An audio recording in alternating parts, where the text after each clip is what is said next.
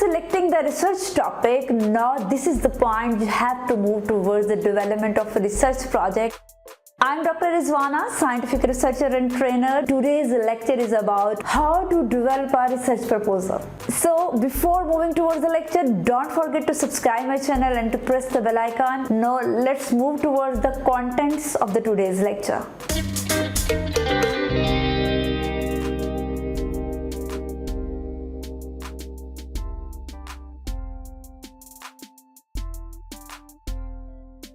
सबसे पहला पॉइंट जो आपने कंटेंट लिस्ट में देखा, that is again the selection of the research topic. Research topic की सिलेक्शन से रिगार्डिंग मैं एक वीडियो अपलोड कर चुकी हूँ। उस वीडियो को देखकर टॉपिक सिलेक्शन से रिगार्डिंग आपको आपके सारे क्वेश्चंस के आंसर मिलेंगे।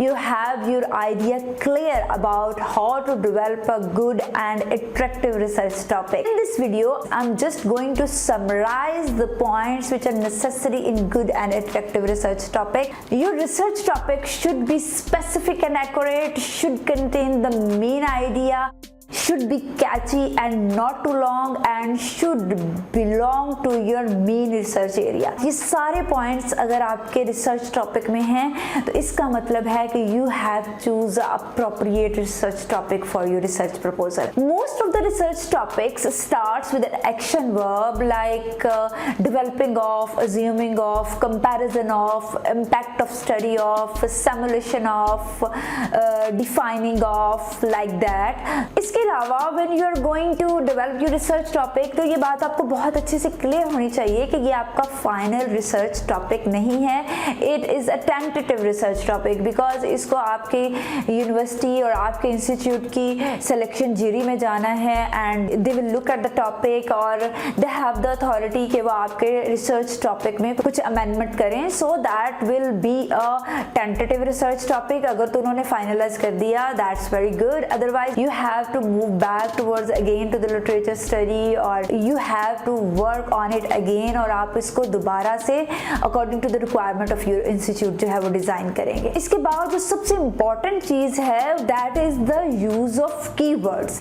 आप जो भी वर्क करने जा रहे हैं, जो भी आपकी स्टडीज हैं उसमें यूज होने वाले कुछ स्ट्रॉन्ग कीवर्ड्स 6 to 8 कीवर्ड्स आप मेंशन करेंगे बिलो योर टाइटल। उन कीवर्ड्स को ऐसा होना चाहिए which are supporting your title और which are clearing the idea of your title. आप आपके टाइटल को सपोर्ट करें, आपके टाइटल के अंदर जो कुछ है उसको वो और ज्यादा क्लियर करें। फॉर एग्जाम्पल मेरा टॉपिक है study of solvatochromism of mixtures and aprotic solvents with some salvatochromic dyes।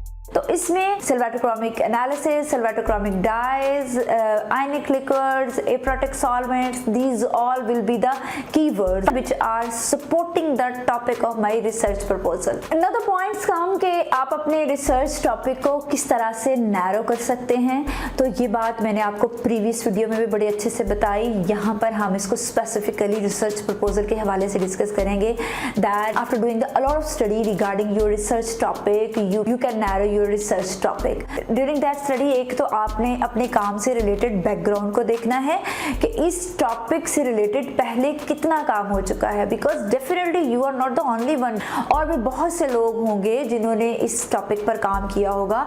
No the scientific point is this, you have to find the gap. आपको वो स्टडी गैप, वो रिसर्च गैप फाइंड आउट करना है जिसको पहले से address नहीं किया गया, and you have to clearly mention that research gap in your introduction part, because most of the cases literature study comes under the introduction part. In some cases कुछ supervisor एक separate chapter की form में research proposal में include करते हैं, लेकिन कुछ cases में introduction chapter में ही इसको include किया जाता है, so that literature review will make your research topic narrow और आपको आपके research proposal के हवाले से the specific point which you are going to address in this study उसकी तरफ lead करेगा।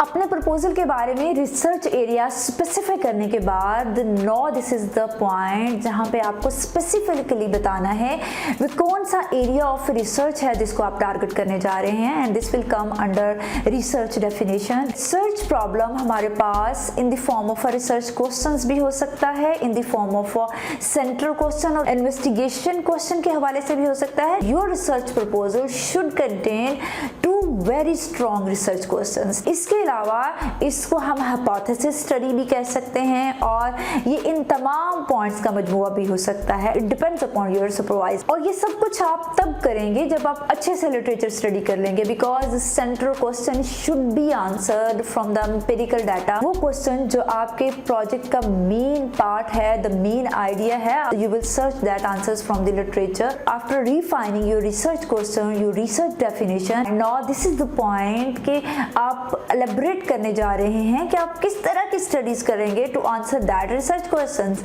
And which come under methodology point.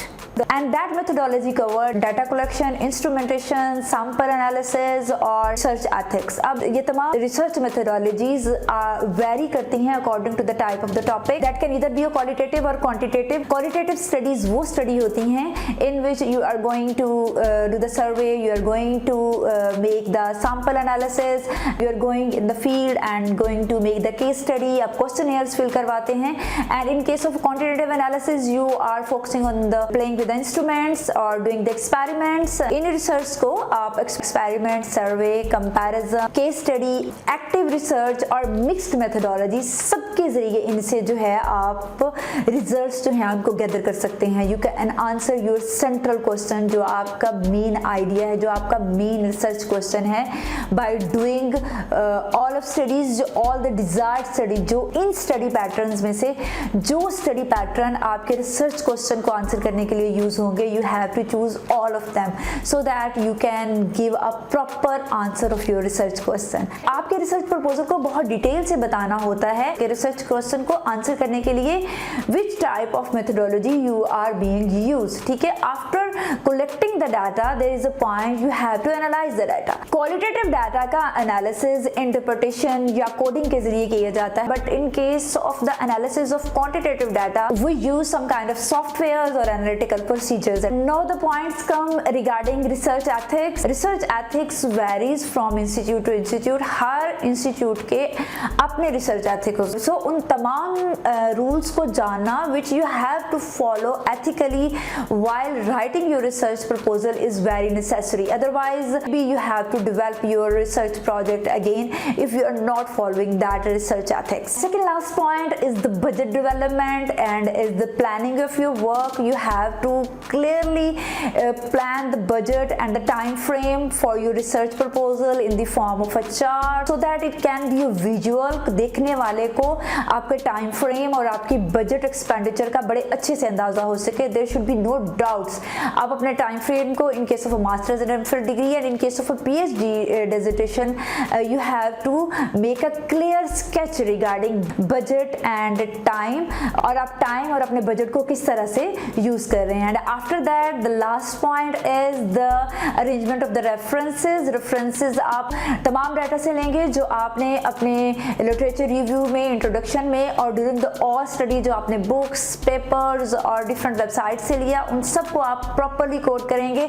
If you are not coding तो ये प्लेजरिज्म में आ जाएगा and that is not good for you। So this is all about the writing of the research proposal। These are the main points which you have to keep in your mind while writing the research proposal। So stay happy, keep learning the literature, stay tuned with my channel and don't forget to subscribe my channel और comment section में comment करते रहें उन तमाम topics के नाम जिनके बारे में आप जानना चाहते हैं।